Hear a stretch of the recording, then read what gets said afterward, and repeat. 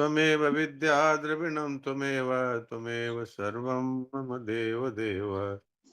नारायणं नमस्कृत्य नरं चैव नरोत्तमं देवीं सरस्वतीं व्यासं ततो जयमुदीरयेत्। आज हम पंचरत्न गीता से 10वें अध्याय का सार पढ़ेंगे। पंचरत्न गीता में 5 रत्न है: श्रीमद् भगवद गीता, श्री विष्णु सहस्त्रनाम स्तोत्र, विष्णु स्तवराज, अनुस्मृति, गजेंद्र मोक्ष।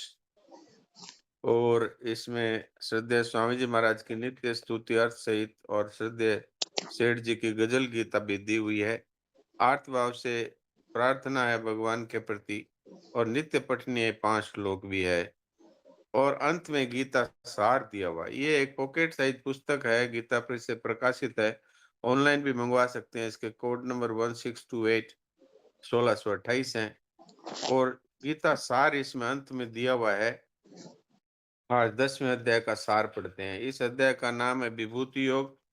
इसका सार है, संसार में जहां भी विलक्षणता, विशेषता, सुंदरता, महत्ता, विद्वता आदि दिखे उसको भगवान का ही मानकर भगवान का ही चिंतन करना चाहिए।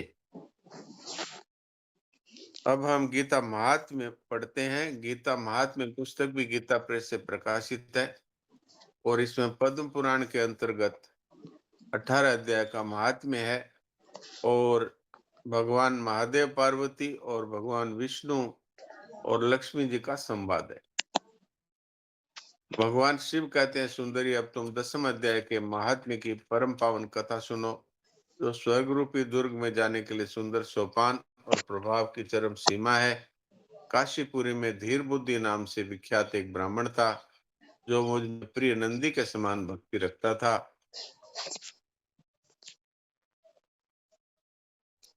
वह पावन कीर्ति के अर्जन में तत्पर रहने वाला, शांतचित्त और हिंसा, कठोरता, दुस्साहस से दूर रहने वाला, जितेंद्र होने के कारण वह निवृत्ति मार्ग में स्थित रहता था। उसने वेद रूपी समुद्र का पार पा लिया था। वह संपूर्ण शास्त्रों के तात्पर्य का ज्ञाता था।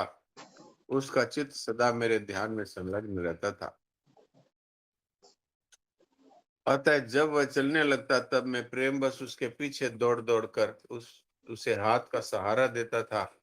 यह देखकर मेरे पार्षद भृंगी रीति ने पूछा, भगवान, इस प्रकार भला किसने आपका दर्शन किया होगा? इस महात्मा ने कौन सा तप, होम अथवा जप किया है कि स्वयं आप ही पद पद पर इससे हाथ का सहारा देते हैं? भृंगी रीति का प्रश्न सुनकर मैंने इस प्रकार उत्तर देना आरंभ किया। एक समय की बात है, कैलाश पर्वत के पार्श्व भाग में उन्नाग वन के भीतर चंद्रमा की अमृतमयी किरणों से धुली हुई भूमि में एक वैदिक आश्रय लेकर मैं बैठा था। मेरे बैठने के क्षण भर बाद ही सहसा बड़े जोर की आंधी उठी। वहां के वृक्षों की शाखाएं नीचे ऊपर होकर आपस में टकराने लगी। कितनी टहनियां टूट टूट कर बिखर गई। पर्वत की अविचल छाया भी हिलने लगी। इसके बाद वहां महान भयंकर शब्द हुआ, जिससे पर्वत की गुफाएं प्रतिध्वनित हो उठी। तदनंतर आकाश से कोई विशाल पक्षी उतरा। उसकी कांति काले मेघ के समान थी। वह कज्जल की राशि, अंधकार के समूह अथवा पंख कटे हुए काले पर्वत सा जान पड़ता था। पैरों से पृथ्वी का सहारा लेकर उस पक्षी ने मुझे प्रणाम किया और एक सुंदर नवीन कमल मेरे चरणों में रखकर स्पष्ट वाणी में स्तुति करनी आरंभ की। पक्षी बोला, हे देव, आपकी जय हो। आप चिदानंदमयी सुधा के सागर तथा जगत के पालक हैं। सदा सद्भावना से युक्त एवं अनासक्ति की लहरों से उल्लसित है। काफी लंबी स्तुति है, उसको मैं थोड़ा शॉर्ट करके बोलता हूँ। महादेव, साक्षात बृहस्पति भी आपकी स्तुति करने की दृष्टता नहीं कर सकते। सहस्त्र मुखों वाले नागराज शेष में भी इतनी चातुरी नहीं है कि वे आपको, आपके गुणों का वर्णन कर सके। फिर मेरे जैसे छोटी बुद्धि वाले पक्षी की तो विषाद ही क्या है। पक्षी के इस प्रकार की हुई स्तुति को सुनकर मैंने उससे पूछा, हे विहंगम, तुम कौन और कहां से आए हो? तुम्हारी आकृति तो हंस जैसी है, पर रंग कोए का मिला है। तुम जिस प्रयोजन को लेकर आए हो उसे बताओ। पक्षी बोला, देवेश, मुझे ब्रह्मा जी का हंस जानिए। जिस कर्म से मेरे शरीर में इस समय कालिमा आ गई है उसे सुनिए। यद्यपि आप सर्वज्ञ हैं, आपसे कोई बात छिपी नहीं, तथापि यदि आप पूछते हैं तो बतलाता हूँ। सूरत नगर के पास एक सुंदर सरोवर है, जिसमें कमल लहलाते हैं। उसी में बाल चंद्रमा के टुकड़े जैसे श्वेत मृणालों के ग्रास लेकर मैं बड़ी तीव्र गति से आकाश में उड़ रहा था। उड़ते उड़ते सहसा वहां से पृथ्वी पर गिर पड़ा। जब होश में आया तो कोई कारण नहीं जान करके सोचने लगा, ओहो, ये क्या हुआ? आज मेरा पतन कैसे हुआ? मेरे शरीर में एक कालिमा कैसे आ गई? अभी विचार कर ही रहा था कि उस पोखरे के कमलों में से मुझे ऐसी वाणी सुनाई दी, हंस उठो, मैं तुम्हारे गिरने और काले होने का कारण बताती हूँ। मैं सरोवर के बीच में गया और वहां 5 कमलों से युक्त एक सुंदर कमलिनी को देखा। उसको प्रणाम करके मैंने अपने पतन का कारण पूछा। कमलिनी बोली, हंस, तुम आकाश मार्ग से मुझे लांग कर गए हो, उसी पातक के परिणाम से तुम्हें पृथ्वी पर गिरना पड़ा है। उसी के कारण तुम्हारे शरीर में कालिमा आ गई। तुम्हें गिरा देखकर मेरे हृदय में दया आ गई। जब मैं इस कमल के द्वारा बोलने लगी हूँ, उस समय मेरे मुख से निकली हुई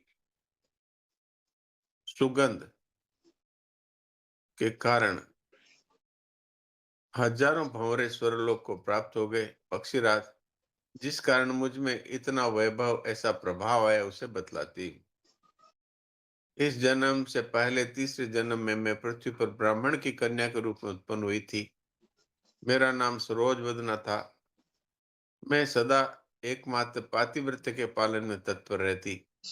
एक दिन की बात है, मैं मैना को पढ़ा रही थी। इससे पति सेवा में कुछ विलंब हो गया। इससे पति देवता कुपित होकर उन्होंने मुझे श्राप दिया, पापिनी तू मैना हो जा।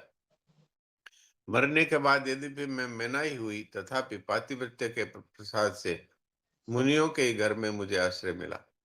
किसी मुनि कन्या ने मेरा पालन पोषण किया। मैं जिस घर में थी, वे ब्राह्मण प्रतिदिन प्रातःकाल विभूति योग नाम से प्रसिद्ध गीता के 10वें अध्याय का पाठ करते थे। मैं उस पापहारी अध्याय को सुना करती थी।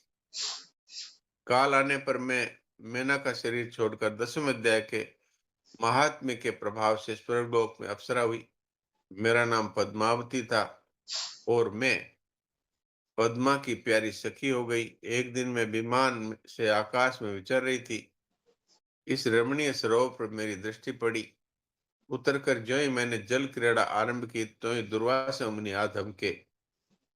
उन्होंने वस्त्रहीन अवस्था में मुझे देख लिया। उनके भय से मैंने स्वयं ही एक कमलिनी का रूप धारण कर लिया। दोनों पैर 2 कमल, दोनों हाथ 2 कमल और 6 अंगों के साथ मेरा मुख भी एक कमल हुआ।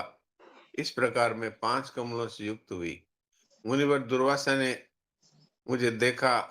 उनके नेत्र क्रोधाग्नि से जल रहे थे। वो बोले, पापिनी तू इसी रूप में 100 वर्षों तक पड़ी रहे। ये श्राप देकर वे क्षण भर में अंतर ध्यान हो गए।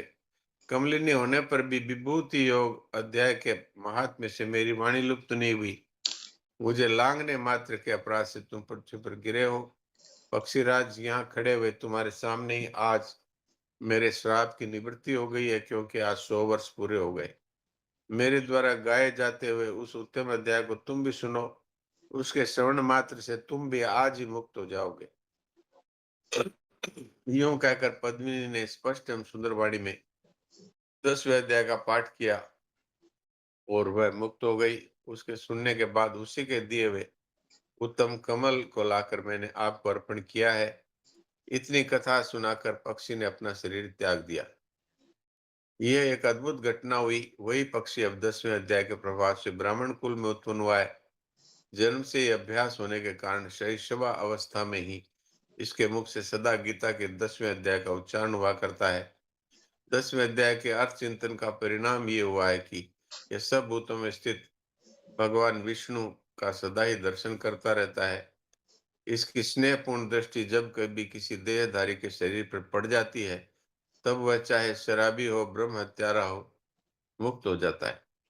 तथा पूर्व जन्म में अभ्यास किए हुए 10वें अध्याय के महात्म्य से इसको दुर्लभ तत्व ज्ञान प्राप्त है तथा इसने जीवन मुक्ति भी पाली है। अतः जब यह रास्ता चलता है तो मैं इसे हाथ का सहारा दिए रहता हूँ। भृंगी रीटे, ये सब 10वें अध्याय की महामहिमा है।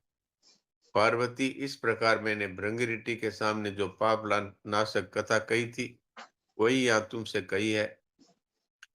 नर हो या नारी अथवा कोई भी क्यों न हो, इस 10वें अध्याय के श्रवण मात्र से उसे सब आश्रमों के पालन का फल प्राप्त होता है। नारायण नारायण नारायण।